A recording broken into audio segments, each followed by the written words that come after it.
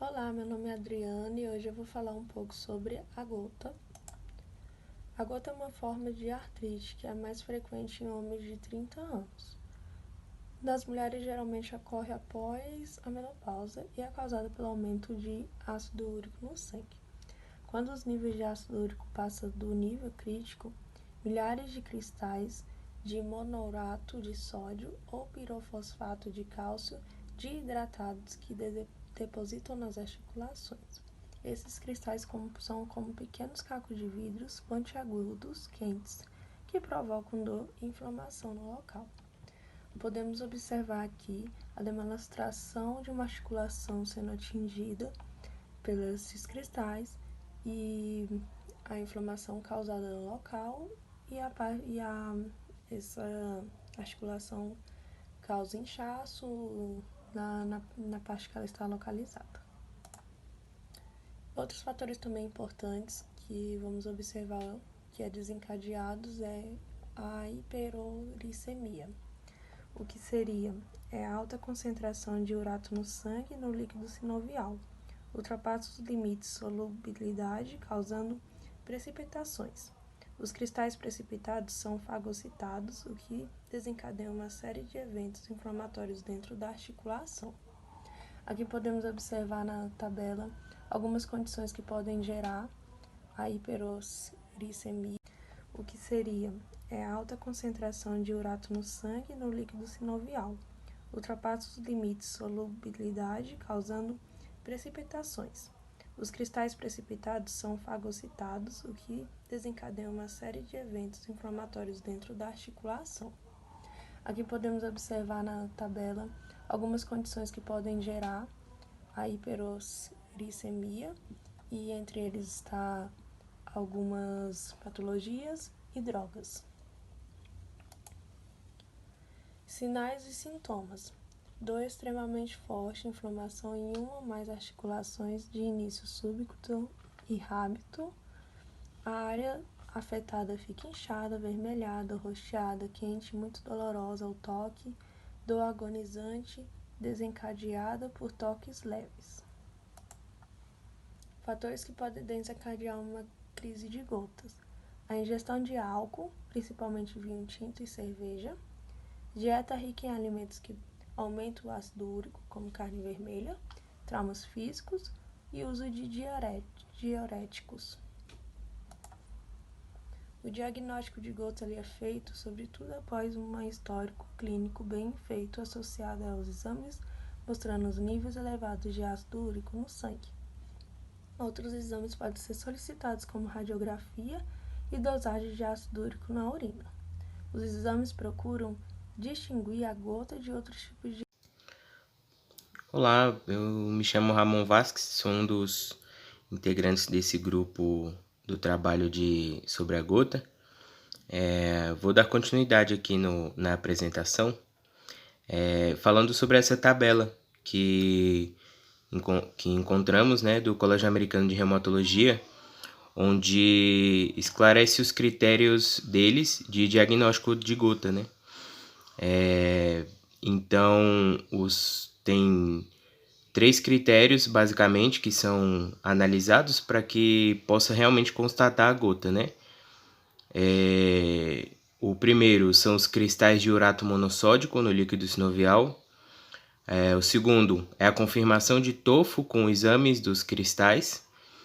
E aí eles propõem que pelo menos 6 desses seguintes achados sejam, né, encontrados para que o diagnóstico possa ser positivo.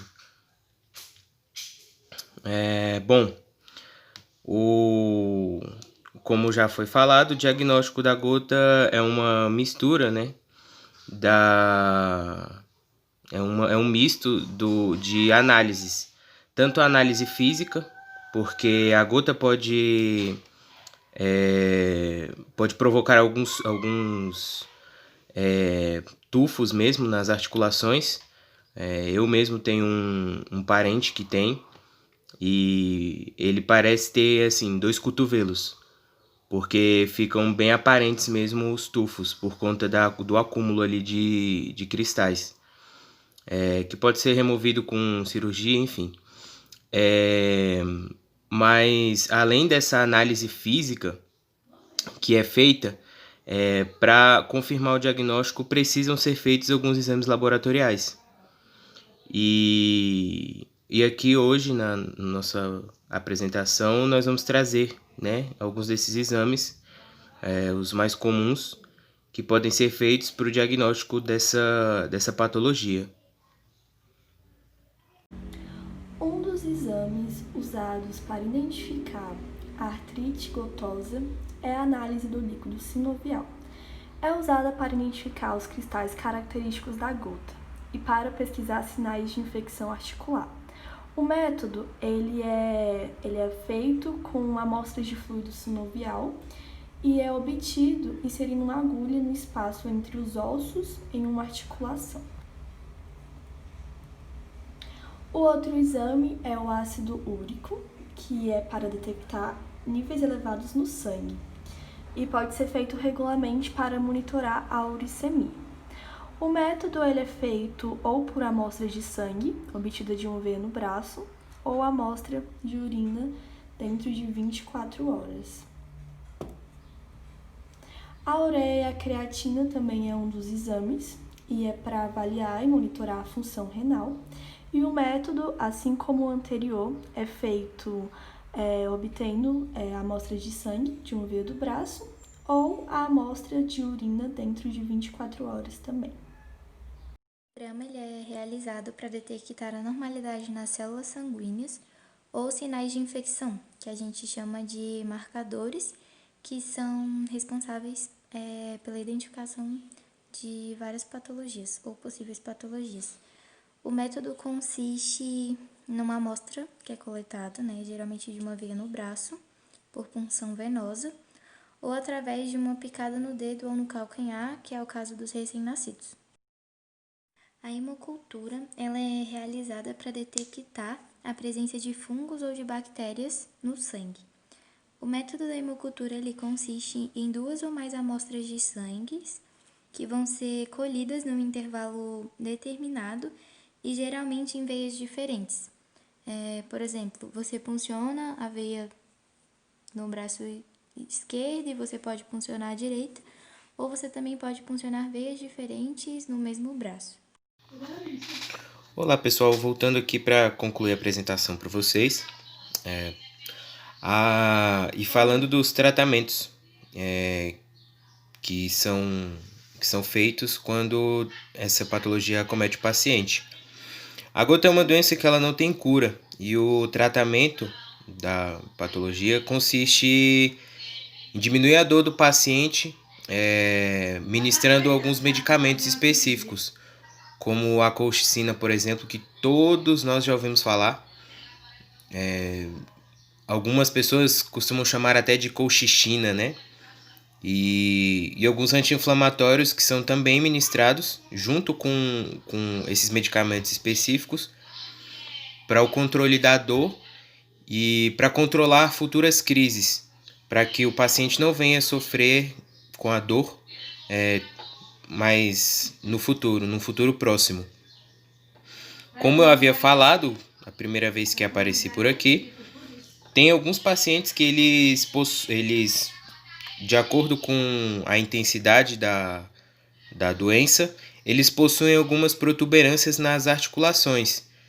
São protuberâncias, são tufos nas articulações, são bem visíveis. São utilizados até para o início do diagnóstico. Se eles atrapalham o movimento da articulação, onde eles estão, eles podem ser removidos cirurgicamente. Embora tenham alguns médicos que não recomendam a retirada por conta de alguns fatores, como depois de um tempo esse tufo pode voltar, se esse paciente não fizer um tratamento adequado com os medicamentos que o médico recomenda.